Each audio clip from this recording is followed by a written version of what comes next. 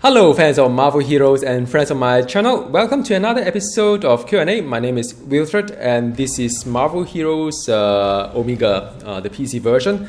Now I'm going to play a little bit the game, which is the Omega event right now. I'm playing the normal mode, which is the easiest of all, because quite frankly, since the reward doesn't scale up with the difficulties, there's really no point in wasting time trying the cosmic version. If I were to design this game, I probably would reward, like, say, maybe 3 ultimate token if you complete all these objectives in a cosmic setting, but that's just me. Now, today I would like to do something a little bit different. I have taken some effort to research in the internet how well this game is doing in the console world, because a lot of time we've been guessing like, oh, the console must be doing really well, because otherwise why would they drop the whole PC version? Basically just abandon the game on the PC world. So that's sort of like, I've done some study on that. Would like to share that with you. And also looking at the trophy kind of like achievement, also quite interesting to see how far people have gone, like how many people have signed up for this game, the percentage of it versus the how far they can progress in the game, kind of the story 1, 2 to 3 to 4 and 5, 6, 7, 8, 9. I don't think console has story 10, or there's no trophy on that. I do not know, but that's how it is. And also going to talk a little bit about what's up with the game these days. Where is the game heading for the PC version? Something like that, all right? So now, there are quite a number of websites that keep track of where the statistic of the console world. I'm looking at PS4 because I think Xbox One is harder to get the information.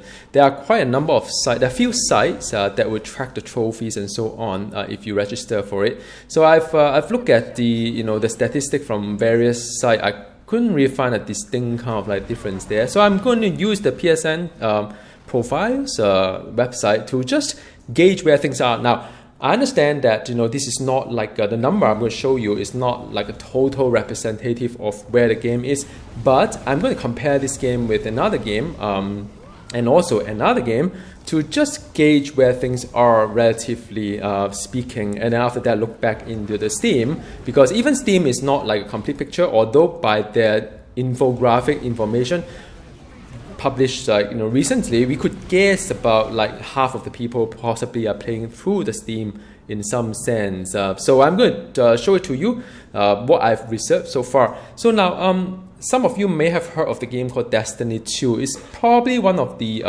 hottest game we have today in the whole gaming industry. Looking at the Destiny 2, there, according to this website, there are about 26,000 game owner, whereby 23,000 are recent player. Now, this statistic was taken in about September 15. Why September 15? I'll talk a little bit about that as well, which is 10 days after this Destiny 2 was launched. Now, Destiny 2 have just mentioned, boosted that they have the concurrent player of 1.2 million, around there. So that's set up to be quite a large number. Now, of course, not everybody, as you can derive, sign up for PSN profiles. But we can use that as a gauge, kind of benchmark in some sense, because I would presume that 1.2 million, not everybody is playing through the PS4. Some of them, maybe half of them is playing through the Xbox One. So round about, maybe the number you see here is about 5 times off and stuff like that, but still quite a good indicative number. 26,000 game owner registered Destiny 2 in this website, whereby it's really active, a recent player perspective, relatively new game. Now, if you're going to take a look at the Marvel Heroes Omega, which interestingly also 26,000 game owner. Now, this is rather interesting, because imagine if you were Garcillion when you first look into this number, you are more or less as popular as Destiny 2, in that sense. So I presume initially they must have feel really lifted. Garcillion must have, looking at the number itself, I mean, this is a AAA game, Destiny kind of population, and they have achieved that, 23,000. Just compare number, of course, it's way more than that. Imagine a portion of it purchase some packs here and there, how much revenue do you think it would be? But then again, if you take a look at the recent number, there's only 260 players, recent player, 260. Which is really kind of small. Now, of course, even if you multiply by 5, you know, because that's a number that 5 or 10 is roughly the number that you have in reality, still you're looking at like 1,000 odd, you know, 1,000, 2,000 kind of players in the console world, which is not that much different from what we have in PC as well. Now, of course, you know, could be a little bit more, but it's only PS4, of course, you know, that you have Xbox One as well. So that got me thinking that, you know, people do sign up like, you know, really like, you know, popular in at some stage, but not really a lot of people stay on after that. Now, Marvel Heroes Omega was launched in June 4 in the PS4 version. So I would think that you know, it's still 3 months old. It's not that old as a game, and we have already dropped from 26,000 in this kind of like thermometer down to 260, right? So you say, well, what's the big deal? The big deal here, let's take a look at Destiny 1. Now, Destiny 1 is a rather old game, 3 years old game, was launched in September 9, 2014. You have about a huge number of like, you know, game owner, of course, as you can see in the screen. But I mean, even recent player is about 528. Right? It's taken today, not the you know, 15th of September, which is about 5 days ago. It is still quite a telltale sign. I mean, you know, if you compare Marvel Heroes Omega as a 3 months old game versus, you know, one of 3 years old game, and the 3 years old game still have more recent player than Marvel Heroes Omega. That says something about where we are at the Marvel Heroes Omega. So that's the comparison I'd like to show you. Again, just a recap or disclaimer. Not everybody signed up in PSN profiles, although you could derive the number and found that maybe there's quite a fair number of people that actually sign up for it. You know, maybe, you know, you can multiply by 10 times or 15 times or whatever it is. It's still quite small, the number, comparatively speaking. Okay, now the next bit is really looking into the trophy progress, because, you know, you can always sample a subset of player, maybe even 1/10 of what the population really is on the PS4 version, and see where things are. And you see that you know, of the 100% of people who own the game, meaning that install the game, 86% has passed the prologue. It means that 14% actually don't bother finishing the story mode of prologue. Maybe they're lost, maybe they just don't bother, whatnot. But that's interesting. And if you look at the story progression, it's just over half the population actually finished the story 1, which is the taking down Octopus. That is only half of the population, whatever it is, whatever it means. And 20% of the population, 1/5 of the population, actually finish up to chapter 6, which is the Magneto. And of course, once you can reach, you know, story 6, and most people will just carry on and finish the story. Not surprising. So it's about 14%, you know, actually done up with the, you know, story 9.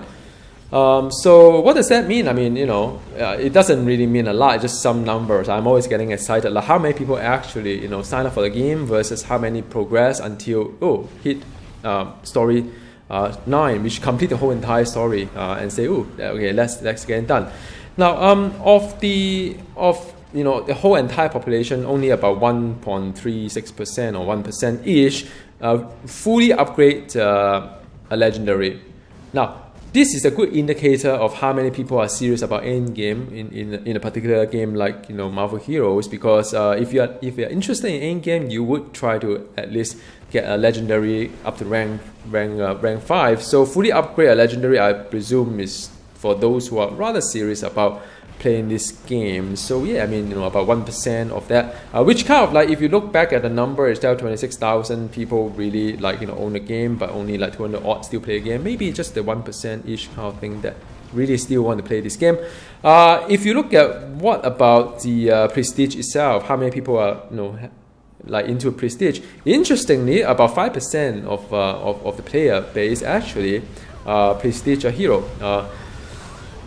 Which is, yeah, I mean, it's interesting. It means that because usually when you in the PC kind of world, if you prestige a hero, you usually equip the legendary to sort of like level up the legendary as well. So by the time you finish the first and second, the first prestige, you probably have like a fully upgraded legendary. It also means that people are not bothered with the grinding for the legendary, the OD mark, just to purchase a legendary, so as to level it up. So maybe that's it. And 3% of them actually prestige twice. So that's just some number where things are. I think Gazia is looking at the of that, you know, if they have that many people who own a game, though they no longer play the game, and if you have like 3% of them enjoy prestige, because if you prestige twice, they probably assume that you don't mind prestiging it like, you know, 70 times or 100 times in terms of time scale wise for the Omega prestige.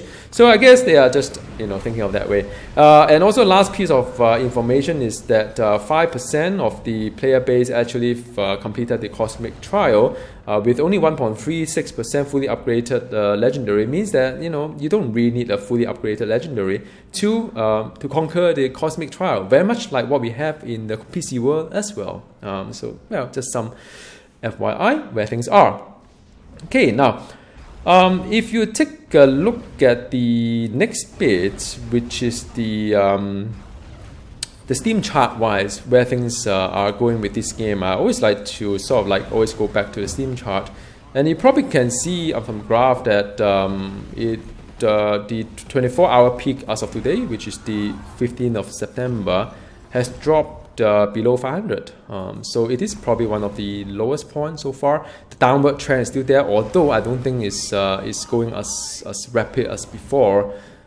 But yeah, I mean, it is where things are. And by the way, the statistic I show you on the Destiny 2 as well as the Marvel Heroes Omega in the PS4 world, it was taken on the 10th of September. The reason, 15th of September. The reason is that that is when Venom was released in the console world. So I thought, you know, if you have Venom, people usually come back in and you will see a spike of player like in PC world. But I don't really see a spike because as of today, I went back, it's still about 200 odd, 260 something, I think. So there aren't really a lot of people who are signing up for Venom as well. That's what I deduce. I don't know. What do you think?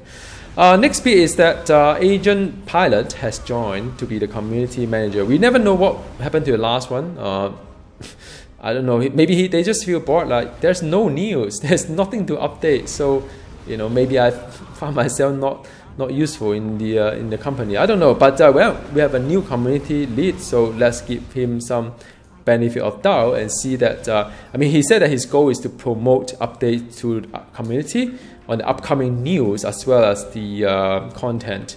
But like I said, if there's no news, no content, it means that there's nothing to update, right? So what does he do? Interesting. Next bit is the Agent Viper. So like Vapor, well, he's sick, so get well soon. Hope he'll recover soon.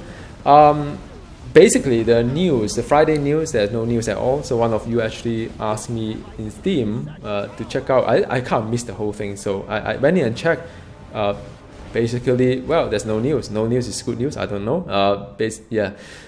And well, next event is Big Ten, so I'll expect that they try to spike up the Steam number a little bit, because usually people come back for Big Ten. It's the time that is worth playing.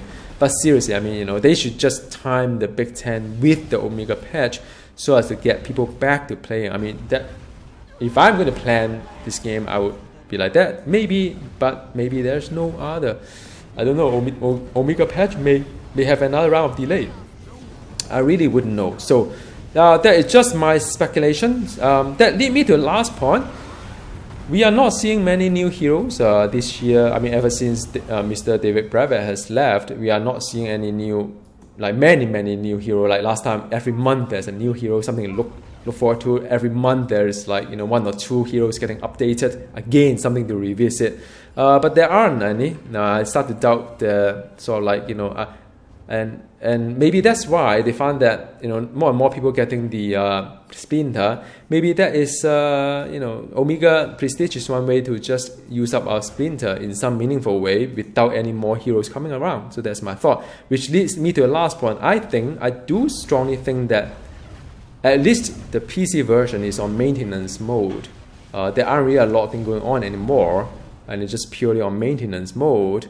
And that is the whole reason why I think they don't release all the 60-odd heroes onto the console, although they are all like ready from biggest update ever perspective, because they know that the only way to keep people playing is to keep releasing hero, and the moment they stop releasing heroes in a regular manner, people just stop playing, which is like what in the PC world. So yeah, just some insight to share, some thought to share as well. So let me know. I mean, are you guys planning to come back in after Big Ten? So we'll see each other again, and I'll speak with you maybe in this game, other games. Bye.